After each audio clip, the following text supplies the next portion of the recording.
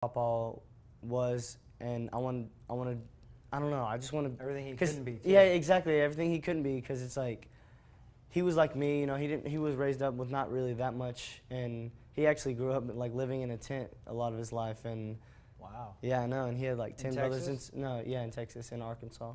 Wow. You lived in a tent? Yeah, with 10 brothers and sisters, and worked on like a cotton field, like picking Wow. cotton. Yeah, his whole life, and then that's That is intense, right? insane. I know, and it's like, Like when he was younger, or in his well, like when he was younger, and when he moved out, he like sold his dad his like peanut farm, because he raised his own, like, I don't know how that works, but he raised up like peanuts, and he sold them and bought a really cheap car and came out to California and tried to pursue his career as a musician. Really? He came out here? Yeah, Did yeah. he come out to Los Angeles or Yeah, San Los Francisco? Angeles. Wow, I never knew that. Yeah. Did you ever talk to him about that? When he Not came? really, because we mainly talked about like who he, like, because he was good friends with, like, he was in a band for most of his life with Conway Twitty, and then he worked with like Willie and Waylon and all them, and he knew all them. So it was like, I'll always be like, hey Papa, like, how was Willie Nelson? You know, it's like, I didn't ever say like, how was it struggling in Hollywood? Sure, yeah. And like as a kid, my grandfather was like, he always pushed me. He didn't really push me because I always wanted to, but he'd always be like, you know, play your guitar every day for at least like 30 minutes, because that was when I was like a little kid, like 9 years old. So I was just like so ADD, and I didn't want to, like, I had so many things going on, but I don't know, I forgot what I was just talking about. Do you have any of his songs still? I mean, Yeah, a few of them.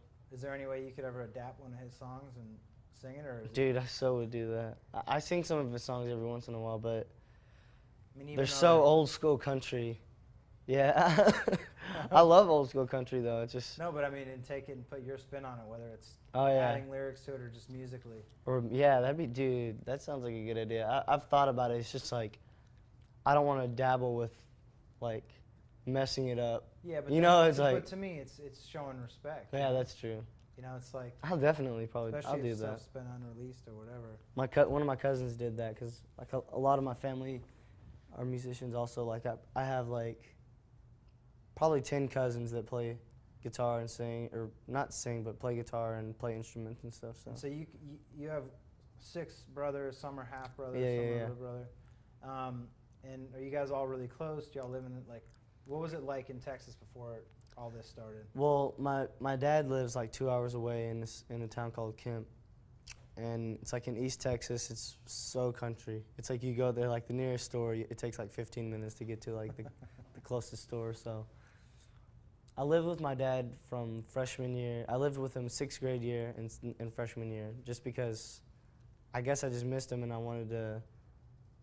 didn't want to live in like the place I was living anymore. And me and my mom were getting into a lot of fights and stuff. So for me, I'm really close to both my real brothers. Obviously, we're extremely close, and with my stepbrothers, we're also pretty close. Just because, I don't know, they got married. Like, my dad got married right after my mom and him got divorced. So it was like, I don't know, it was pretty much like having 2 moms and 2 sets of brothers. You know, it wasn't like, oh, those are my stepbrothers, I don't really talk to them. They're still like my brothers. You know, if someone's messing with them, I'm still gonna like stick up for them, just like they're my blood. So Yeah. yeah.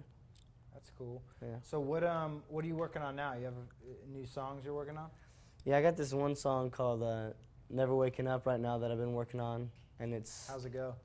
How's it go? Yeah, just give us a little sneak peek. Just the chorus is like. It's okay. I'll tell you what it's about first. It's about like a girl that you've seen in your dreams and you've always wanted her, you know, and then I guess it's like you're in the dream and you finally fall in love in this dream, and you're never waking up because you've actually found her in the real world. It's a crazy concept. It could mean many things, but that's my meaning of it. And it's like, if I can't have you in the real world, I can't be happy with a real girl. 'Cause when I close my eyes, I live a perfect life. I finally fell in love. I'm never waking up again. It's pretty sick. That's cool. It sounds like an old school Motown song or something like. Yeah, it's kind of got like that slow jam vibe on it, but Yeah. It just depends on how they produce it. Hopefully not like butterfly. No offense, just kidding. So what do you want your fans or viewers or whatever to know about you? Like what's something that people don't know about you that you think people should know? I guess one thing is,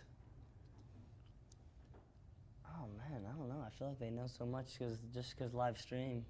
Yeah. Because You're pretty much an open book. Yeah, I usually forget the cameras are around. I mean, I'm single. I'm just playing. No.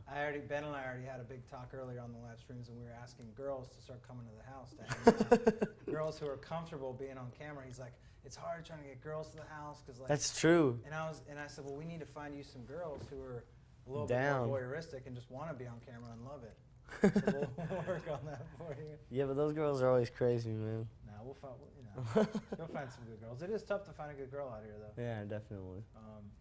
I feel like when you walk around in LA or like Hollywood Boulevard, I mean, I don't know why I just said that. That's mostly tourists anyways. But like, if you walk around LA and like, girls don't even give you like the second of just looking at you. They just walk right past you, you know, unless you like have like a Rolex on or like some expensive sunglasses. It's that kind of thing. It's so much different in Texas. It's like, I feel like a lot of girls out in LA are gold diggers, obviously. Because, I mean, they'll be like an old, wrinkly dude with like bald head and like fat, and then like some model is with them, and I'm just like, really? Yeah. Driving in their Aston Martin, Ford, my bad. Yeah, it's a strange town, man. Yeah. It is. It's like, well, I always say this town was built on the entertainment business, which is such a crazy industry, you know? So what is your take on LA? Do you love it here? Do you hate it here? I love it. It's just you have to know, you have to surround yourself with good people if you really want to love it. You know, if you're just like, a lot of people are like, I don't like LA that much. It's like, I feel like you don't know the right people, because it's like, if you're in LA and you're surrounded by the right people and you got the right kind of support, the sky is the limit, you know? I feel like that, at least for me. I feel like if I'm in with good people and I have good contacts and people really like me for who I am and they support me, and then it's like impossible to really mess up. Yeah. But I mean, even though it's not, because it's so hard to make it in this industry, but at the same time, I feel like surrounding yourself with good people is one of like the main things you got to focus on when you come out here.